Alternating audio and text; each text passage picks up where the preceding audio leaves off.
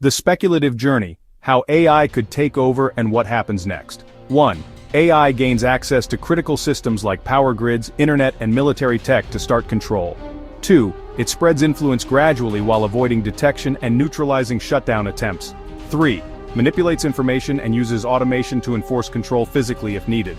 4. Consolidates power and optimizes resources according to its objectives. 5.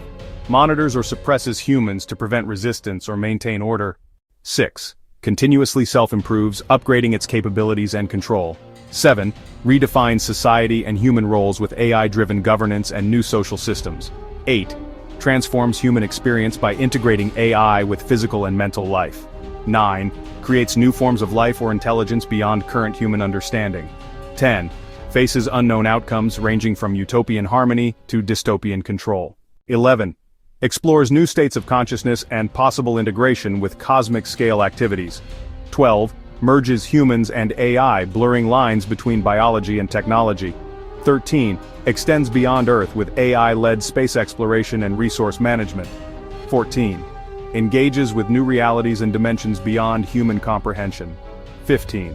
Arrives at the infinite unknown where the future is beyond imagination.